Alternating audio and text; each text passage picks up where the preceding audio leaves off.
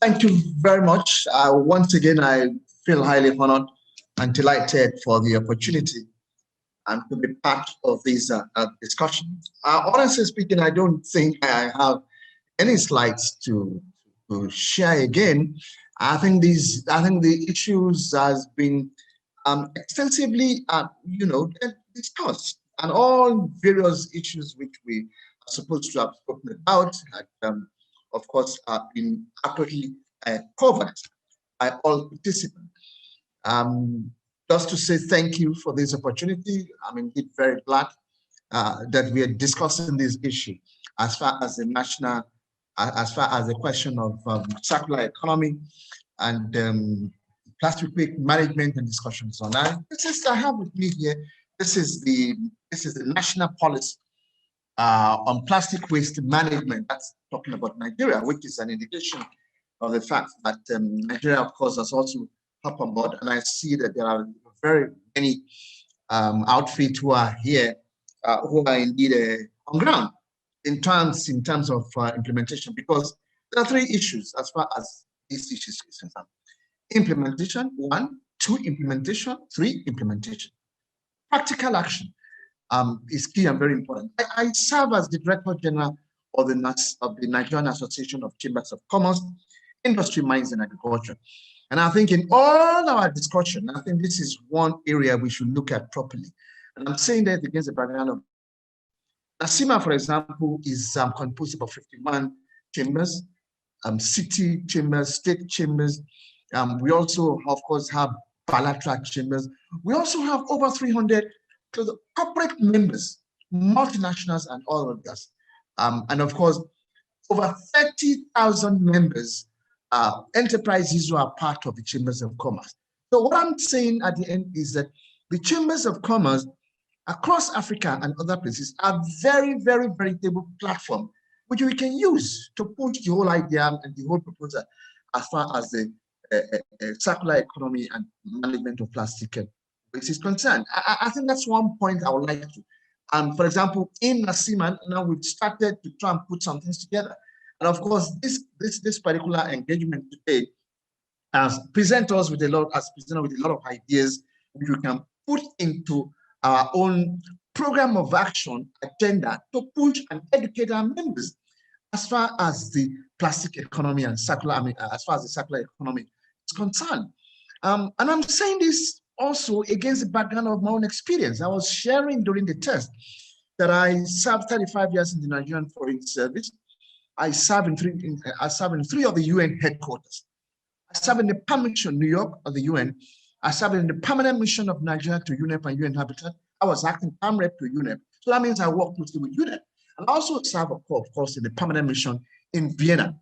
And I was on ground in 1988 when the Brundtland report on the World Commission it was presented by Mrs. Brundtland. And we know how abstract and issues of the environment was, how it was difficult when we were negotiating for the Rio Earth Summit. It was an international conference we were talking about before the developing countries said, no, we must tie the international conference, the Rio Earth Summit, to development issues. So that was why we ended up with the International Conference on Environment and Development. But the point I'm trying to make is as somebody who was also involved in practical negotiations of a lot of this environment convention, it's a tough sell. It was essentially the cocoa waste that even won Nigeria up to it in terms of the Basel Convention. I was involved in the negotiation of the Basel Convention, and when I was in Nairobi, COP8 of the Basel was also here. It's always a tough thing. So we recognize the difficulties and challenges as far as pushing this issue, as far as the circular economy and plastic. And yet, it faces us in the reality, because the crises of our waters, the crisis of flooding are all tied up to this. And that's why I'm saying that I would not want to say anything. I mean, the issues have been well debated. The ideas which we have, of course, come up with in this particular conference, please let us distill it, let us circulate it, so that the next challenge is that, like I said, implementation. And I was giving an example of what happened when I was in Nairobi in Kenya.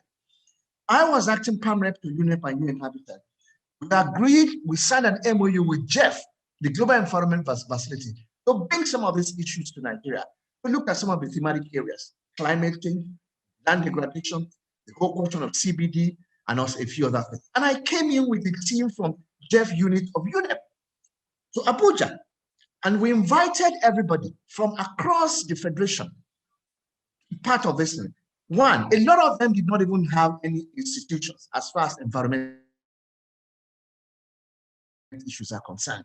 So it was new to them. So it was like we're talking about their head. Let's fast forward to this period. Things are changing.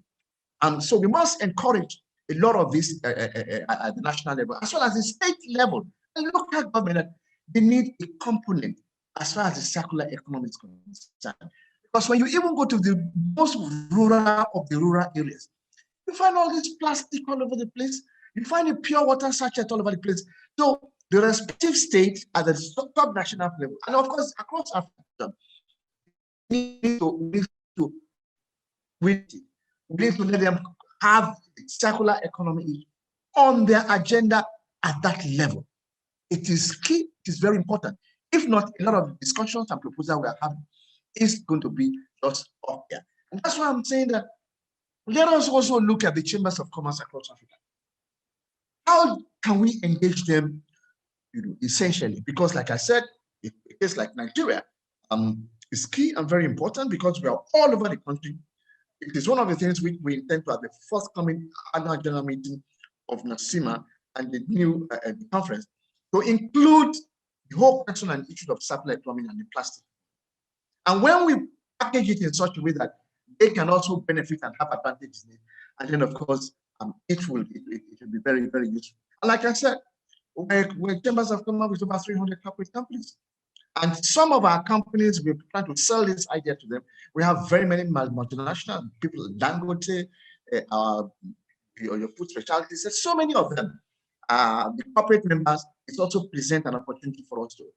And like I said, honestly, I'm coming from the perspective of a practitioner, but not only that, since I also, my own master's thesis was on international environmental law, trends and evolution of the issues. And it was very interesting for me that I did this when I came back from New York after being part of the Rio Summit. And then, of course, in preparation for after my master's thesis, and I was lucky to be posted to Nairobi, Kenya, and I worked closely with UNEP. And of course, the whole debate, the discussion, international environmental governance, whether we should have a United Nations Environment Organization before we eventually settled for the UNEA, United Nations Environment Assembly. So I want to thank the organizers of this conference. This is a very, very good one. I want to thank Miwa and his team that indeed they've been able to do this in terms of bridging the gap between them. And of course, I think it was Dr. I don't know who did the last presentation. He spoke about a few things, the question of the barriers to circular economy. What are the barriers? The issue of language barrier, which is a major issue. I spoke about the enabled completion, leveling on regulatory conditions. Mention has always been made of technology, tech and knowledge. And before I finish now, let me now say this. We need to work closely to see how we can help the SMEs, the MSMEs to be part of this initiative. And I'm sure somewhere along the line we've spoken about it. Because at the end of the day, if you look at the economy of most African countries, the SMEs is the heart of the matter. And that's why the SME should be a matter of the heart for us in terms of pushing the idea of circular economy. How can we package it? How can we help them in terms of accessing the technology which they can be able to use in terms of the production? Because if you push it to some people sometimes, they'll say, look, listen, COVID-19, we're still struggling with funds to come back. Now you are coming up with this and another this environment and saying, look, listen, let us stand on our feet first. But we need to let them know that it is necessary. It is one of the strategic options for them to be able to stand back on their feet. And there's so much can be done, so much advantages as far as this is concerned. Having said that, let me reassure you of NASIMA's support in terms of all of this, in terms of pushing the idea of circular economy, plastic management. We are a member of the national committee as far as the national policy on plastic waste management is concerned, working with the Federal Ministry of Environment as far as this is concerned. And of course, we will see what we can do. Like I said, please let us remember how we can. For example, now at the level of FEWASI, at the sub-regional level, it is something which we also intend to push, because FEWASI is the Federation of West African Chambers of Commerce and Industry.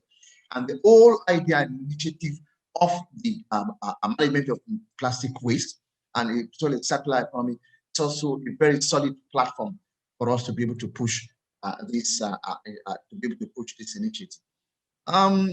We'll continue to work at it to make sure that despite the fact that the difficulties are there, the barriers are there, I think what happened as far as climate change is concerned, and the question of them in which eventually people let a buy-in, will also have a buy-in as far as this is concerned in terms of this particular issue on circular economy. Once again, thank you very much. Like I said, I don't think it was necessary for me to share my screen or any other thing again. I just thought I should speak to it and that be on the side of implementation. And Nasima is ready, of course, to share our experiences and also help to sell this to our members. Once again, thank you very much to everybody. Thank you.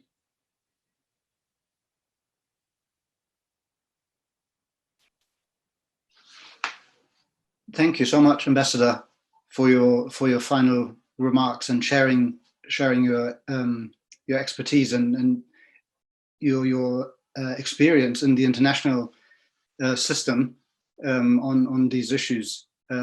It's absolutely vital to have your support, this high-level political support for the circular economy.